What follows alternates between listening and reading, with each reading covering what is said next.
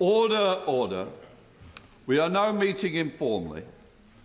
As I informed the House earlier, given the exceptional and grave situation, I have agreed to a request from President Zelensky of the Ukraine to address members of this House about the situation in his country. That is why I have suspended the formal business of the House in order to hear the President's address. We have also been joined by the Ukraine Ambassador. President Zelensky, we have watched the situation unfold in your country with increasing concern, but also with increasing admiration for the courage, the fortitude displayed by you and your fellow Ukrainians. Mr. President, you are welcome to address members of the House of Commons and the Lords. You now have the floor. President.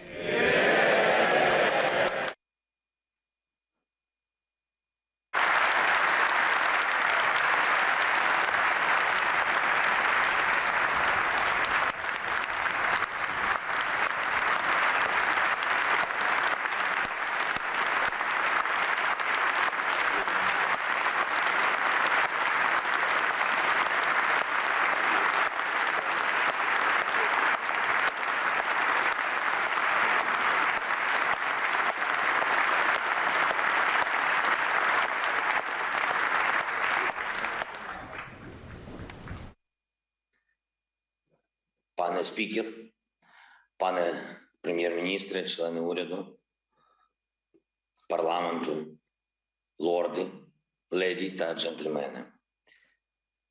Я звертаюся до усіх людей Сполученого Королівства, до усіх людей Великої Британії, великого народу з великою історією. Я звертаюся до вас як громадянин, як президент, але теж великої країни. З великою мрією і великою боротьбою. Я хочу розказати вам про наші 13 днів.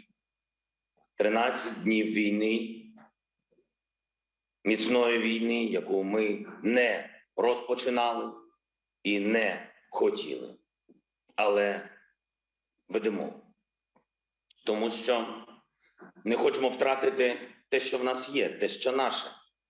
Україну, так само, як ви не хотіли втратити свій острів, коли нацисти готувалися розпочати битву за вашу велику державу, битву за Британію. 13 днів нашого захисту. У перший день, о 4-й ранку, на нас полетіли крилаті ракети. Так, що всі прокинулись.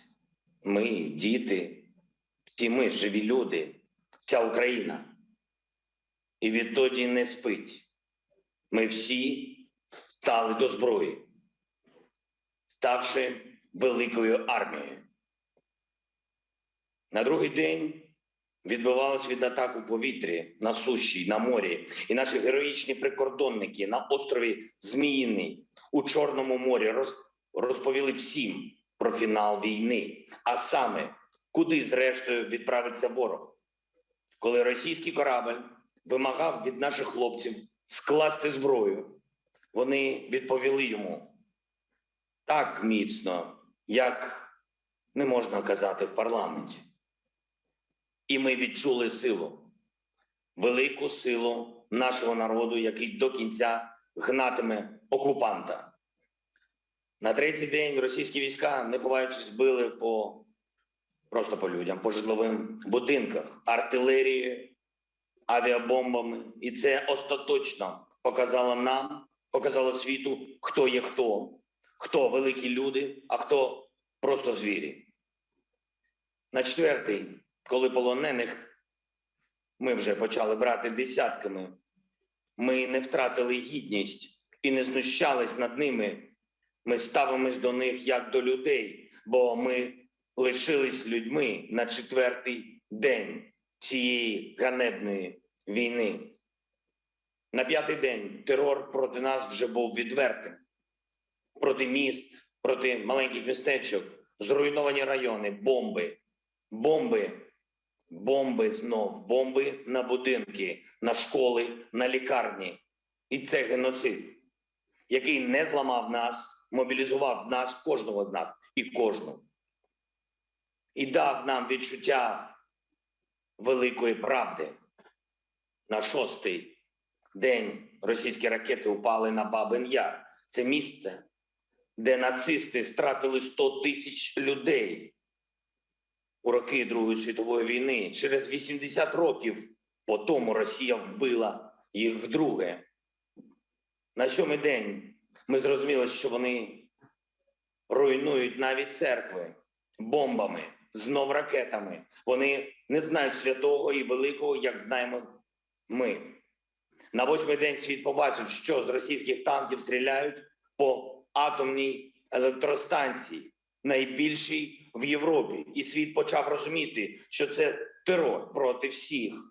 Це великий терор. На 9-й ми слухали зустріч країн НАТО. І без бажаного для нас результату, без мужності. Так, ми відчули це. Я не хочу нікого образити. Ми це відчули, що альянси не діють. Навіть небо закрити не можуть. І тому гарантії безпеки в Європі треба будувати з нуля.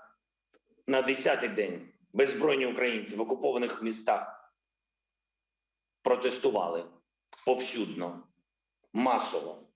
Зупиняючи бронетехніку голіруч, ми стали незламними. На 11-й день, коли бомбили вже житлові райони, коли від вибухів усе руйнувалось, коли евакуювали дітей з пошкодженою онколікарні, дитячою онколікарні, ми усвідомили, українці стали героями. Сотні тисяч людей, цілі міста, діти, дорослі, всі. На 12-й, коли втрати російської армії вже перевищили 10 тисяч вбитих, у цьому рахунку з'явився і генерал. І це дало нам впевненість, за усі злочини, за усі ганебні накази все ж таки буде відповідальність Міжнародного суду або української зброї. На 13-й день у блокованому російськими військами Маріуполі померла дитина від зневоднення. Від зневоднення. Вони не пускають ні харчові продукти, ні воду, не дають людям. Просто заблокували. І вони в підвалах. Я думаю, всі чують. Там у людей немає води. За 13 днів російського вторгнення було вбито 50 дітей. 50 великих мучеників. Це страшно. Пустота. Замість 50 всесвітів, які могли би жити. А вони їх зібрали. Просто забрали. Велика Британія. Україна не прагнула цього. Не шукала величі, але стала великою. За ці дні цієї війни. України, яка рятує людей попри терор окупантів, яка захищає свободу попри удари однієї з найбільших армій світу, яка обороняється попри відкрите небо, все ще відкрите, все ще для російських ракет, літаків, гвинтокрилів. Бути чи не бути? Ви добре знаєте, це шекспірівське питання. 13 днів тому це питання ще могло прозвучати про Україну. Але зараз вже ні. Очевидно, що бути. Очевидно, що бути вільними. І де, як не тут, нагадати вам слова, які Великобританія, очевидно, що бути вільними. І де, як не тут, нагадати вам слова, які Великобританія вже чула і які знову актуальні.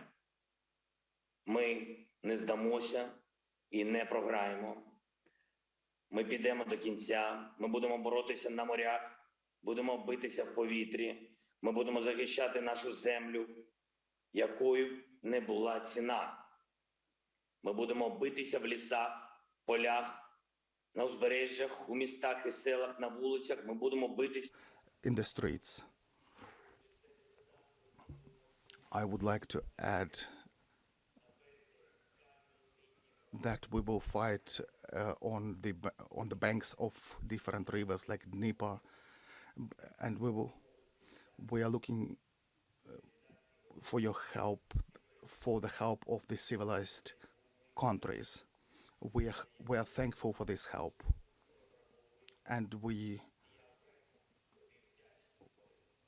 I'm very grateful to you, Boris.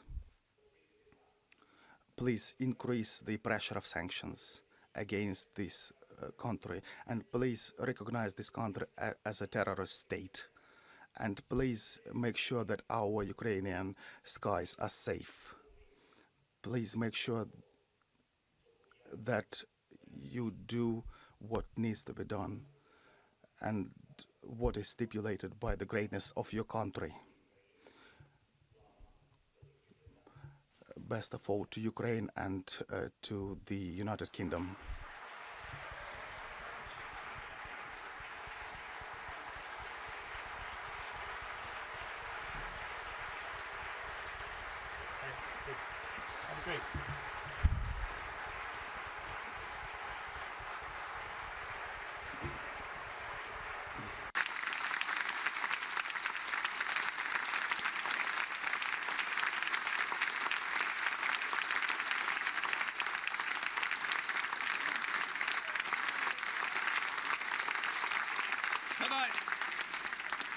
Thank you, Mr. President.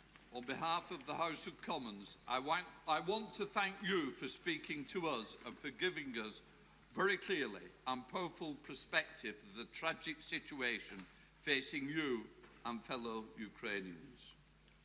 We have debated the situation in Ukraine numerous times in recent weeks, and I know that we will continue to do so, and that when we do so, your words will be resonating with us.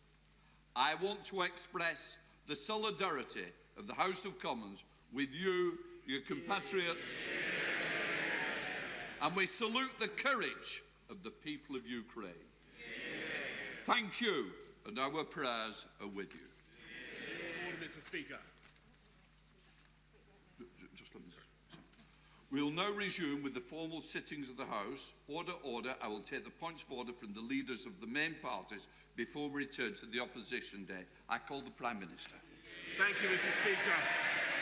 A point of order, with your permission, Mr. Speaker. May I say that never before in all our centuries of our parliamentary democracy has the House listened to such an address. In a great European capital, now within range of Russian guns, President Volodomyr Zelensky is standing firm for democracy and for freedom.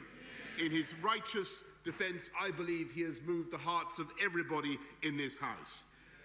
At this moment, ordinary Ukrainians are defending their homes and their families against a brutal assault. And they are, by their actions, inspiring millions by their courage and their devotion. And I think today, one of the proudest boasts in the free world is Ya Ukrainets. I am a Ukrainian. So this is a moment for us to put our political differences aside, Mr. Speaker, and I know I speak for the whole House when I say that Britain and our allies are determined to press on with supplying our Ukrainian friends with the weapons they need to defend their homeland as they deserve. To press on with tightening the economic vice around Vladimir Putin, and we will stop importing Russian oil, Mr. Speaker, and my right honourable friend, the Business Secretary, will update the House on that tomorrow. And we will employ every method that we can, diplomatic, humanitarian and economic, Mr. Speaker, until Vladimir Putin has failed in this disastrous venture and Ukraine is free once more. Leader of the Opposition, Keir Starmer. On a point of order, Mr. Speaker, every one of us has been moved by the bravery, the resolve and the leadership of President Zelensky.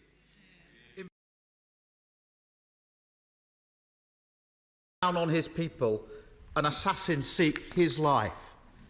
no one would have blamed him for fleeing.